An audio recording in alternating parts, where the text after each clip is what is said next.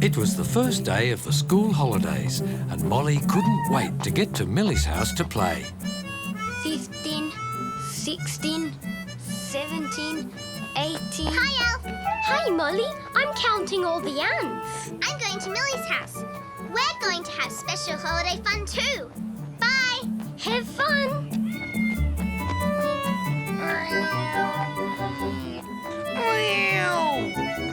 Watch out, Molly! The monsters from the moon are invading the park! I'll save you! Thanks for saving me, Humphrey. Wait for me, Tomcat. There's killer robots too. Millie, I'm here. Millie, it's holidays. What are we going to play?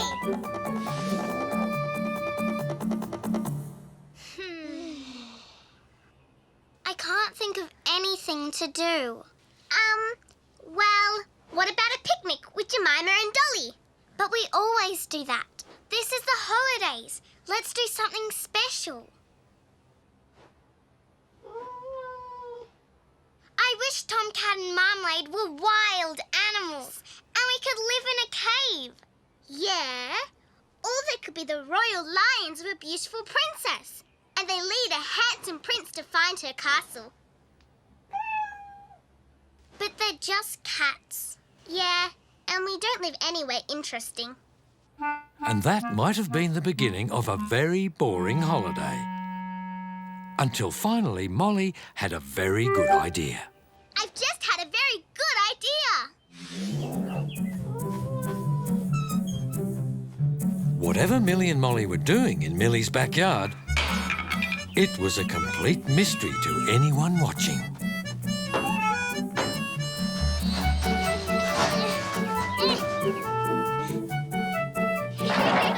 Millie and Molly had fun together, working away almost all day, until finally they had built their very own cubby house. This is the best cubby house ever!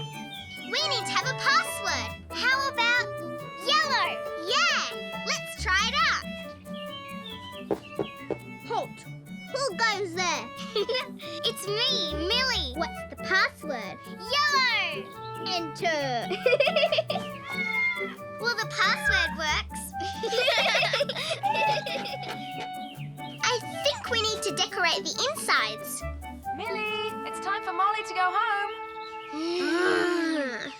Hey, we can decorate tomorrow. Yeah, I'll bring some toys and some clothes. I can't wait. The next day, before Molly went to Millie's house, Oh, my princess dress. Molly started to make a plan about how to dress up for their cubby house and make it even more fun. And my crown. But she really should have talked to Millie first about what she was planning for the cubby house they shared. So far, I have counted 125 ants. Well, Millie and I are going to make our cubby house into a princess's castle where the princesses wait for their handsome princes to ride by and they spend every day with their 2 pet lions and they live happily ever after. And do any robot monsters come and try to eat them all? Of course not, Humphrey. Well, it sounds dumb to me. Oh, Humphrey, you don't scare me. Halt! Who goes there? It's me, Molly. What's the password? Yellow. Enter. But when Molly went inside, she was in for a nasty surprise. Why are you dressed like that, Millie? I'm an adventurer, and our cubby is an ice cave, which is at the North Pole, and Marmalade and Tomcat are our pet polar bears. And we hide in here from the abdominal snowman. But I thought it would be a castle in a fairyland, and we would be princesses, and Marmalade and Tomcat. No, Molly, an ice cave. We're having an adventure. You can't be a princess and have an adventure. Yes, you can, but it has to be a castle and no abdominal snowmen. No, an ice cave. And pretty soon, the most terrible thing happened. Well, it's my backyard, so it has to be an ice cave. Then I'm going home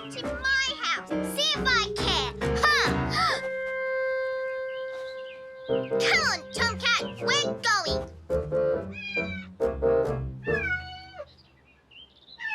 Come on, Tomcat. You can't be friends with Marmalade anymore.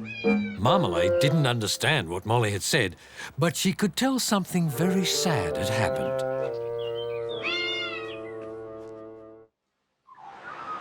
The next day was a very strange day. Molly tried to play at princesses by herself. Oh, when will my prince come? But it wasn't much fun on her own.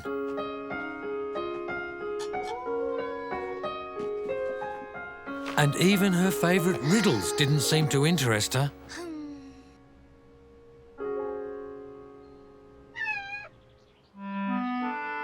And Millie too was having a lonely day without anyone to play with. Even Marmalade was nowhere to be found.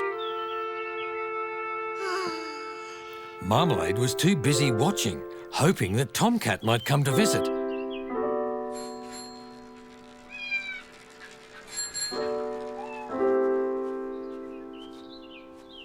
But there was no way Molly was coming to play with Millie. So Millie decided to find someone else to play with. Come on, Marmalade.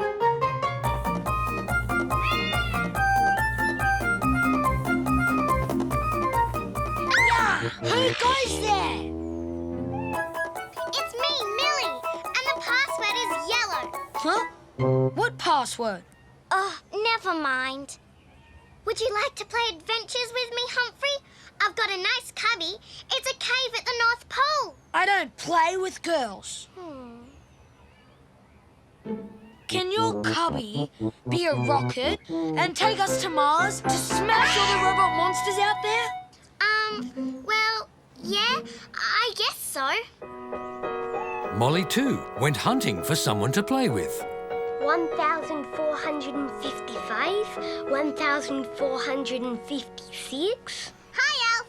Hi, Molly. Would you like to play princesses and princess and find a pretend castle? Well, I would like to, but first I have to finish counting all the ants. Would you like to help me? Well, okay, Elf. Tomcat! Tomcat! Stay here! We're staying here! Poor Tomcat thought they were going to Millie's place to see Marmalade. But alas, Millie and Molly weren't friends anymore. By the end of the day, poor Molly still hadn't been a princess once. There'd been a lot of uninteresting ants to count with Alf. And poor Millie had been to Mars and smashed lots of robot monsters with Humphrey, but hadn't visited the North Pole, nor had a pet polar bear all day. Oh, Molly, why'd you have to be so stubborn?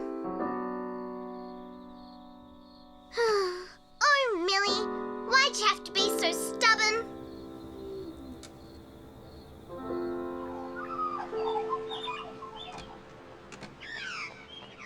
Don't rush, Tomcat. The swimming pool won't even be open yet. Tomcat!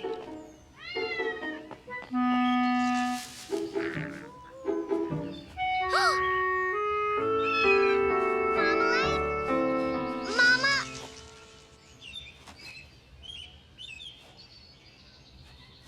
Hello. Hello. Tomcat found Marmalade. Yeah. This is the place where they had their kittens. I remember. It's the place where you and I made friends. Marmalade and Tomcat are really good friends, aren't they? They missed each other very much.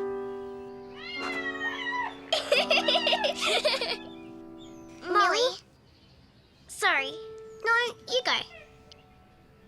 Well, I wouldn't mind that much if the cubby was a princess's castle. Really? Because I was going to say I would like to have an adventure in the Arctic. With you. Really? I'm sorry, Molly. About, you know. Me too.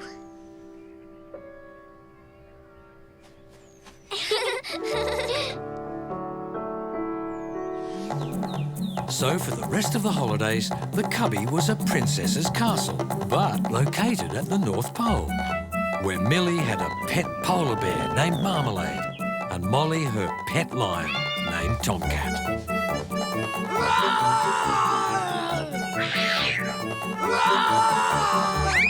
Humphrey was able to join in too, as the abdominal snowman,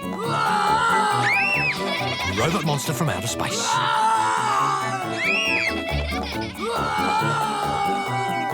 And Alf got to count all the royal ants at the North Pole. 23, 120. And they all lived happily ever after.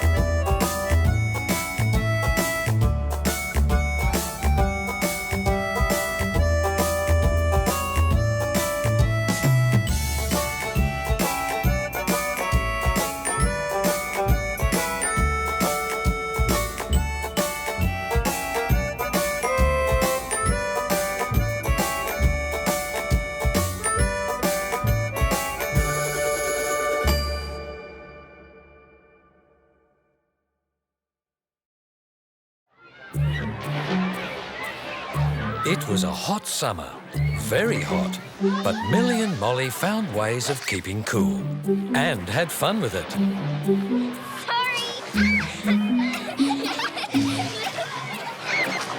Animals like Farmer Hegarty's lovely horses, Salt and Pepper, stayed quietly in the shade to keep cool. And so did their owner. Hey, you scallywag! Not hot enough for you to stop playing tricks on me, eh? Now listen here, you two. And gardens, like Aunt Maud's, needed plenty to drink so they could stand up to the heat. But as the hot summer wore on, the town started to run short of water. Sorry, Millie and Molly, but there's not enough water to fill the swimming pool. People like Aunt Maud had to recycle her bathwater to keep her garden alive. Fiddlesticks. And the heat wasn't improving her snippiness either. Double fiddlesticks. But nobody was affected by the drought as much as Farmer Hegarty. Everything's so brown. It's the drought, Molly. The grass isn't getting any rain, so it's just dying off to brown. Aunt Maud is using her bathwater for her garden. I'd need an awful lot of baths to get this lot green again. But the big worry is the animals. The grass is what they eat, but nature's stopped providing free meals. Then what'll they eat? I've no choice. I'll have to buy feed and give it to them by hand. We'll help you.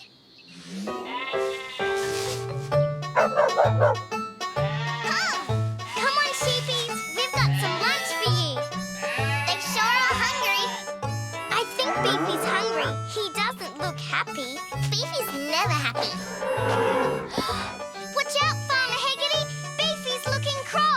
keeping an eye on him.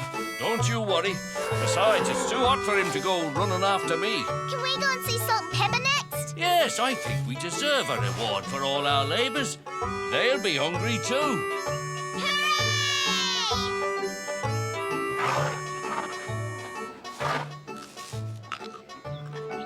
Good, Pepper. You like carrots, don't you? I remember when you were frightened of these horses, Molly. I wasn't frightened. Just, well, I didn't know how gentle and nice they are. Well, I'm just wondering how long it'll take those two monsters to realise I've some sugar in my pocket. Farmer Hegarty, Yes, Molly. what do Salt and Pepper do for you? What do you mean? Well, you're always telling us that all the animals in the farm have to pay their way. Well, that's how a farm works.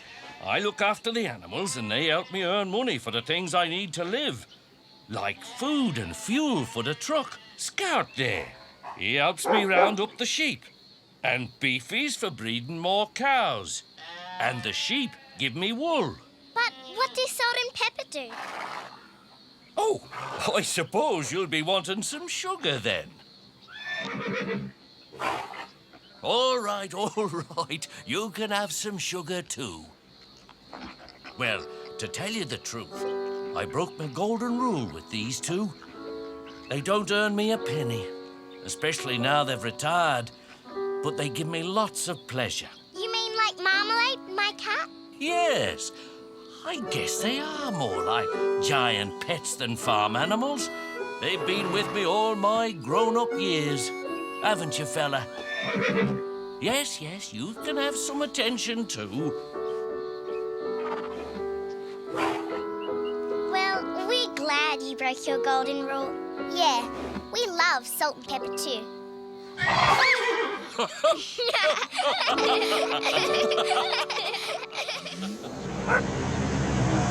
still the drought continued, day after day. It cost Farmer Hegarty a lot of money to buy feed for his animals, where once the grass cost him nothing. Thanks for giving us a lift, Farmer Hegarty. Yes, thank you. No, thank you too for helping me with the animals. It's nice having company when things are hard. Hard? What do you mean? If this drought keeps up, well, I'm going to have to make some decisions about which animals I have to sell off. I can't afford to continue feeding them all.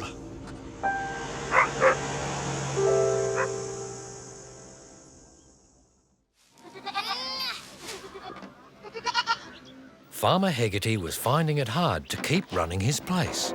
It wasn't just the extra feed that was costing him more than he could afford. It was the extra fuel for his truck to collect the feed and then deliver it all around his farm. And as the weeks went on, there was still no sign of rain. The drought was winning. I'm afraid there's nothing for it. I just can't afford to keep feeding all the animals. I'm going to have to sell some off. Not Scouts or Nibbles. No, I need those animals. They pay their way, keep my farm in business. I'm going to have to sell old Salt and Pepper. No! You can't! But they're your pets!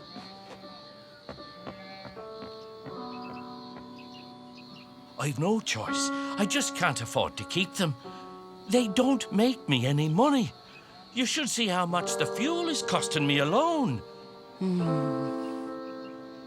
If there was any other possible way, you know I'd take it. I'll ring the horse trader, get him to pick up Salt and Pepper in a couple of days. Over the next few days, Millie and Molly and Farmer Hegarty visited Salt and Pepper, spending lots of time with the old horses, patting and stroking and showing them all the affection they could before the horse trader came to take them away forever. Right, now, let's get those nose bags on, so Salt and Pepper can have something decent to eat. Oats, instead of all the sugar we've been giving them.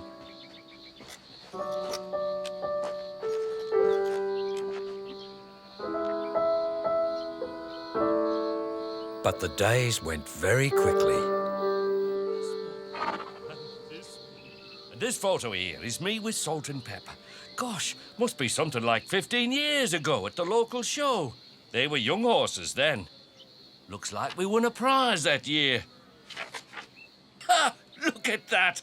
Still playing that joke on me to this day. But not for much longer. The horse trader will be here tomorrow morning. Try not to think of sad things, Farmer Hegarty. Yeah, look at all the happy things in the photo album. You're right. What did you win that prize for? Oh, I suppose it was for two-in-hand cart driving. What does that mean? Well, let me show you. Here we are. Look at that. Wow, that's so exciting. Two-in-hand means the two horses pulling a cart and I hold the reins. Two sets of reins in my hand. Two in hand.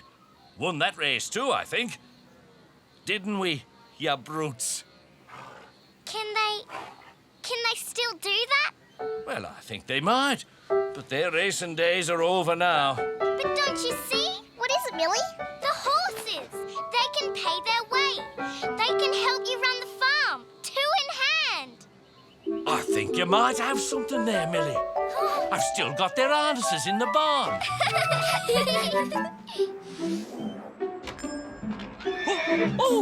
Maud! Take a look at this! Yes, yes, what is it? Well, fiddle my sticks. Get up there, Salt. Keep going, Pepper. Hello, Miss Blythe. Well, bless my Scottish soul. Hi. We're getting food for the animals. Have fun, girls. Ooh. Look, Humphrey, look. Huh? And so it was, instead of paying for expensive fuel to run his truck, Salt and Pepper pulled Farmer Hegarty's truck into town to collect all the feed.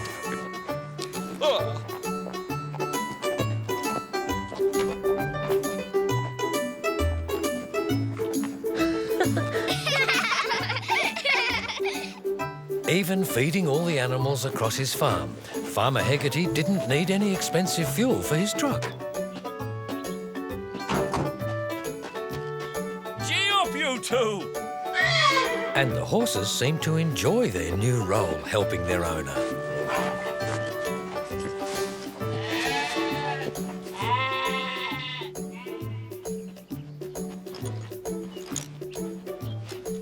Another good day's work, you two great lumps. All Salt and Pepper needed was a bag full of oats and a drink, and lots of love and attention that Farmer Hegarty, Millie and Molly were only too happy to supply. Oh, you like a scratch behind the ear, don't you? So does Pepper. Seems like you make a good scratching post there, Millie. There was no reason for the horse trader to come now, not ever. Farmer Hegarty was able to keep old Salt and Pepper for the rest of their days, which was well past the end of the longest drought known in those parts.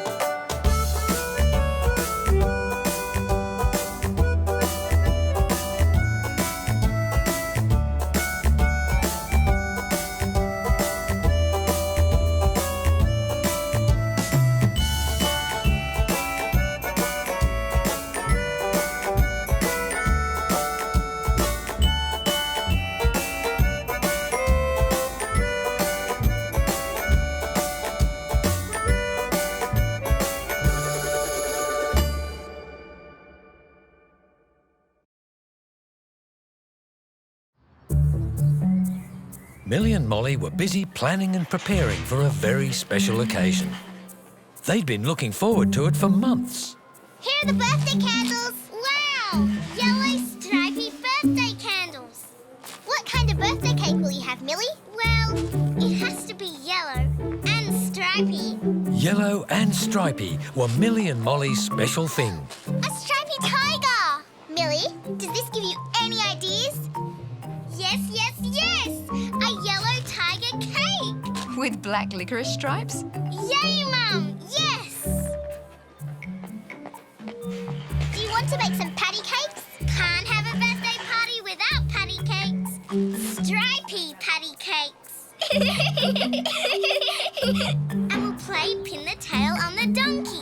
Pin the tail on the zebra. Zebra. Oh, yes. The zebra's a stripy. So who are you going to invite to your birthday party? You? Of course. And Poppy, and Sophie, and Tom, and Jack, because he's Tom's best friend, and Harry, and Alf. What about George, because he plays with Harry? Yes, and Chloe, because she sits next to Poppy. And Elizabeth. Oh, and Humphrey. I can't leave him out, because he sometimes plays with Tom. Millie, that's the whole class. Oh, yes. Oh, no. What's wrong? How can I possibly get everything ready for such a big party? It's okay, Millie. I'll be helping you. It's going to be the best party ever. Molly was happy to help Millie with everything. Thank you. Pretty invitations. Molly helped me make them. I've never been invited to a birthday party before. And you can dress up in stripes if you like, because Millie's party has a stripy theme. Hey, Millie, is Meg invited? The whole class is invited. Yay! Wow, I wonder what's Imagine the cake. What's It's for chocolate. eight? As the day of the party drew closer, Molly put together the perfect stripy outfit. While other party guests went shopping for the perfect stripy present. What about this one? Great! I like stripy pigs. Let's buy two. I like the zebra puppet. Me too. Ah, it wants to eat your fingers. Everyone was counting down. Only 77 more hours till Millie's party. Woohoo! I've got Millie a stripy cat jigsaw puzzle. I'm giving her stripy socks. Shh! She'll be here any minute. You don't want her to hear. There was only one person who wasn't feeling excited about Millie's birthday party. And that was Millie. Mum, I'm dizzy. And Spotty. Spotty? It's chicken pox, and it's contagious. So how long will Millie have to stay away from school? A few days. What's contagious? Oh, darling. Other children can catch chickenpox from you. I'm afraid this means... I know. No party. I'm so sorry, darling. Mum, you'll catch it from me. Your dad and I have already had chickenpox, so we won't catch them again. The whole class was disappointed too. So no stripy party? This was going to be the first birthday party I ever went to. Now I won't get to eat yellow stripy tiger cake. Poor Millie. After all her plans, she'll be so upset. Oh.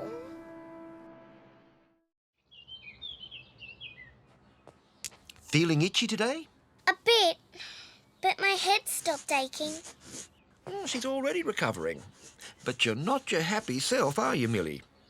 Millie's missing her friends. Aren't you, darling? Especially Molly. Of course you are. But you need to stay home until next week. Molly was on her way to Millie's to drop off all the Get Well Soon cards the class had made. Dr. Smiley, how's Millie? She's definitely on the mend. And how are you, Molly? It's not fair that she can't have her birthday party. She and I had it all worked out. No wonder Millie's so sad. The whole class is sad. I've got a cure for that. You have? Millie can still have her birthday party. But But she's got the chicken pox. As long as she doesn't get too close to her guests. You can run the party for her, Molly, seeing as you helped her plan it. Really? But that night, Molly's mood had changed. And I told Millie she could always count on me. But how can I get such a big party ready all by myself? Well, maybe you don't have to do it all by yourself. Maybe you've got friends you can count on. I could speak to the class tomorrow. See who'll help me. That's a terrific idea, Molly. And we can make it a surprise party for Millie. Better call Millie's mum and dad, so it's not a surprise party for them too. Everyone wanted to help Molly organise the surprise birthday party for Millie. Now, it's tomorrow, so we have to work hard. And it's not a stripy party anymore. The day of the birthday came very quickly.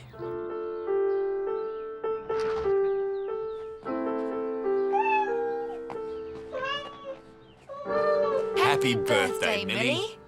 I wish this was a happy birthday. But it's the saddest birthday of my whole life. But what Millie didn't know was that everyone was busily preparing for her surprise birthday party for later that afternoon. Molly and Poppy were making the birthday cake. We'll make it a leopard cake instead of a tiger. Elizabeth was making yellow icing.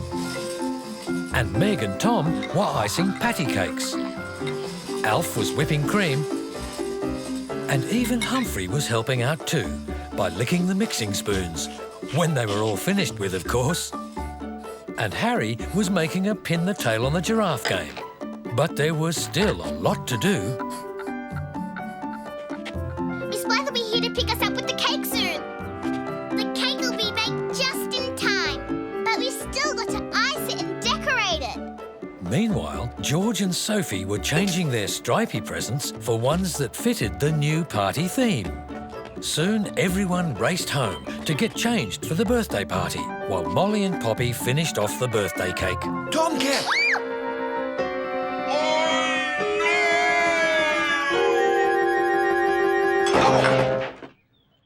What a mess! It's ruined! And there's no time to bake another! And how can we have a surprise birthday party for Millie without a surprise birthday cake? We can't! Party starting soon. We'll just have to call all the guests. Tell them the party's off. I better ring Millie's mum and dad first. What's Millie's number? 554.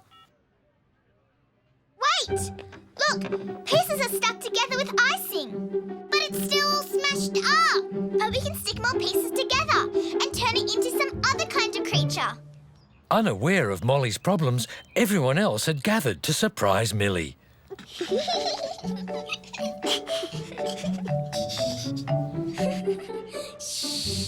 This is boring. When's the party? I'm hungry. We have to wait till Molly and Poppy get here with the cake. They should be here by now. So let's start the party without them. But the surprise party was all Molly's idea. Here they come. Shh.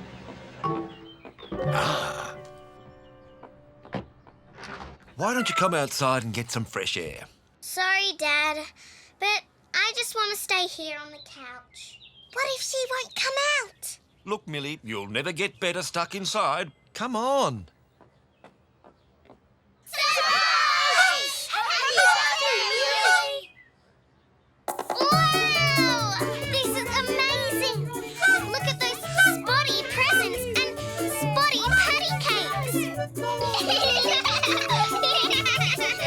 Oh, I get it! Instead of a stripy party, it's a spotty party! That's why we're all spotty! Dr. Smiley said it was contagious! It was all Molly's idea. Molly! How did you do all this? I had lots of good friends I could count on. Come on, party games time.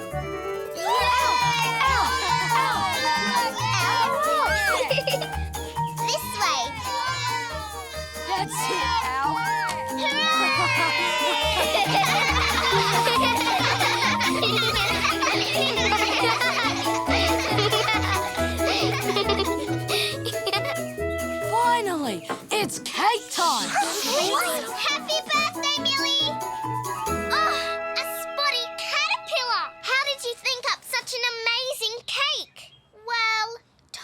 Tomcat helped me.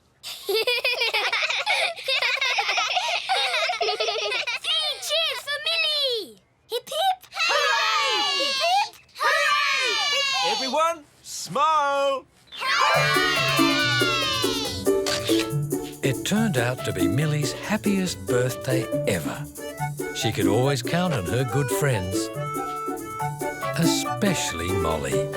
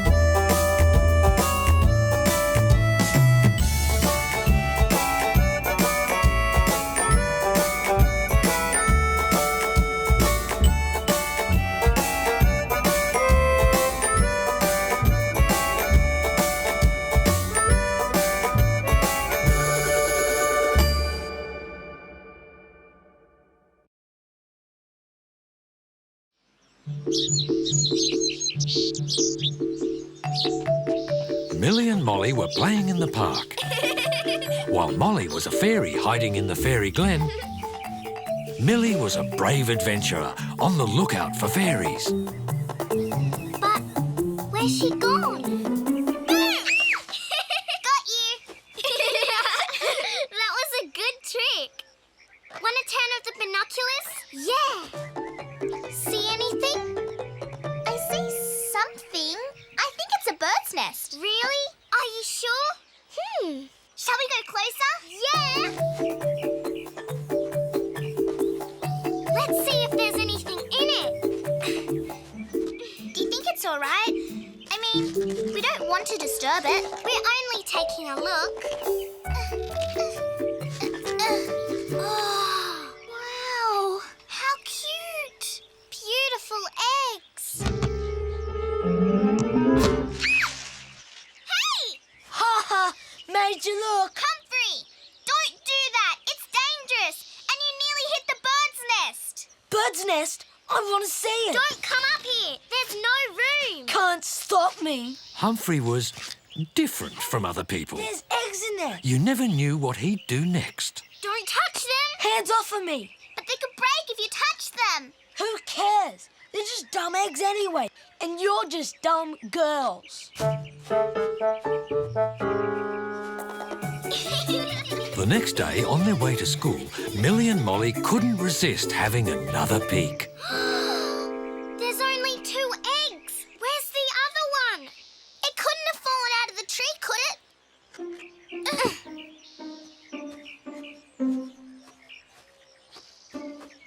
Look! It's broken! Poor little egg. Oh, that egg would have grown into a baby bird. How come this happened? You know what I think? Yes. Humphrey! He wanted to touch one, and we stopped him. He must have come back when we were gone and broke one. No! I didn't break the dumb egg. Why does everybody pick on me all the time? But... It could have been you. Yeah, probably was. Huh, dumb girls. Maybe he didn't. But someone broke it. It wasn't us. And nobody else even knew about the eggs. You're right. It had to be him. What about the other eggs? What if he breaks those too? So after school, the girls set up a special nest watch, determined to keep an eye on the remaining eggs, especially at times when Humphrey might come by. This is a good spot. No one will know we're here.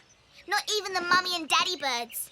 We don't want to frighten them away. And we can see anyone who visits the nest. And we can be comfortable. Maybe I can see the parent birds with these.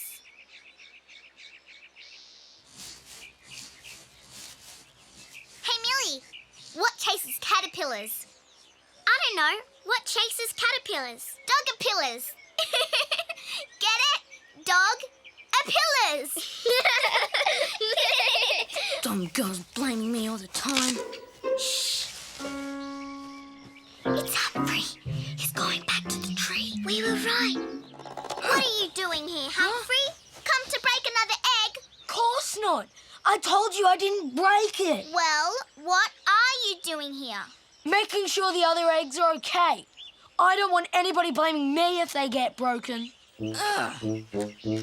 Anyway, what are you doing here? We're checking too.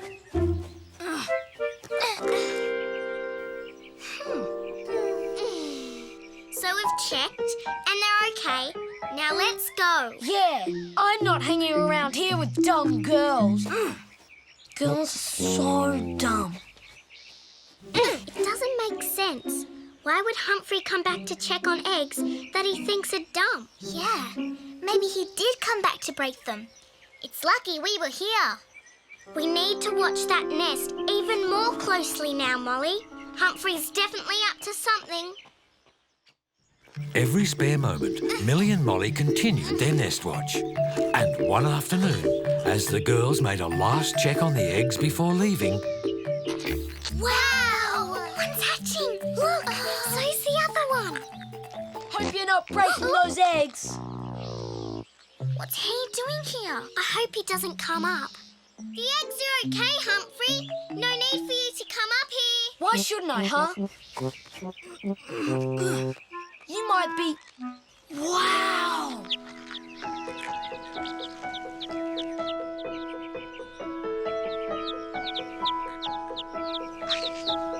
Hello, babies. Welcome to being born. So sweet. Yeah, and it's so... So ugly and dumb. And who cares about a couple of ugly, stupid birds? Did he nearly say something nice? Probably not. Now we've got even more reason to watch the nest. Yeah, these babies are even more precious than the eggs were. But later that week, something even more worrying than Humphrey was on its way. Wow! Storm! Look at that lightning, star. thunder, Your hat. We'd better go straight home before the storm really comes. Let's check on the nest first, just quickly. Do you think they're all right? They'll be frightened.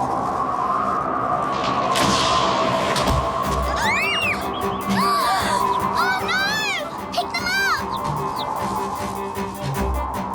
What do I do with them? Don't know! Here, put them in my lunchbox. It'll keep them warm. I thought you didn't like these birds. You said they were ugly and dumb. So what? We can't leave them here. They'll die. We know that. We're going to look after them. Put them in here. They'll be okay. Look, it's got their nest in it. They'll feel safe. I know they will. You won't hurt them, will you? Of course not.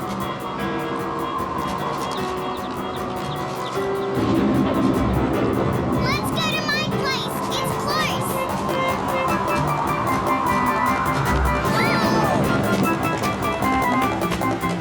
Oh, they're still shivering. We need to warm them up. I've got a hot water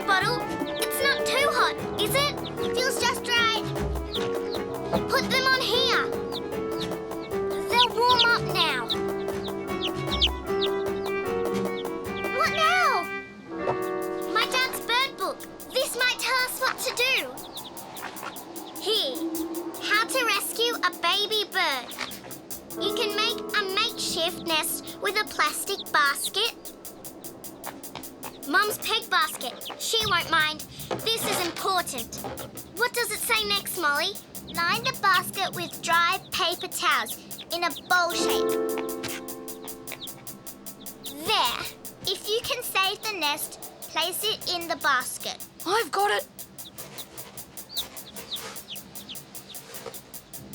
Looks okay. Place the warm chicks in their new nest. Relocate. Relocate. It's in the same tree and wait for the parents to return. As soon as the rain stops.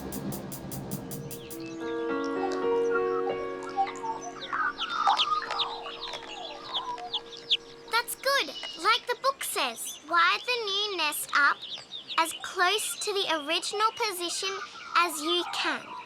Okay, done. Looks like it will stay put. Leave the area and watch from a distance. Once the chicks start crying out in hunger, this creates the best chance for the parents to return. They sound pretty hungry. Yeah, where are those dumb parents? I hope they made it through the storm. Where do birds go in storms? I don't know. Maybe the book will tell us. Nope. But listen to this. If an egg is bad and will never hatch, the parent birds sometimes throw that egg from the nest. The broken egg! That's probably what happened to it. Oh. You didn't break that egg, did you, Humphrey? I told you I didn't. No one ever believes me. Sorry, Humphrey. Yeah, really sorry. Look, it's them, the parents. Wow, they're feeding them. Hooray! We did it! Thanks for helping, Humphrey. Thanks a lot. Suppose. Humphrey, do you want to walk to school with Molly and me tomorrow? We can all check on the nest together. Forget it. I told you I don't like girls and I don't walk to school with them. Got it? Looks like we've got the old Humphrey back again. Yeah. Who understands boys? Wow, look at that. Yeah, and that. While Humphrey was still going to be different from other people, Millie and Molly knew that deep down he felt the same about some things.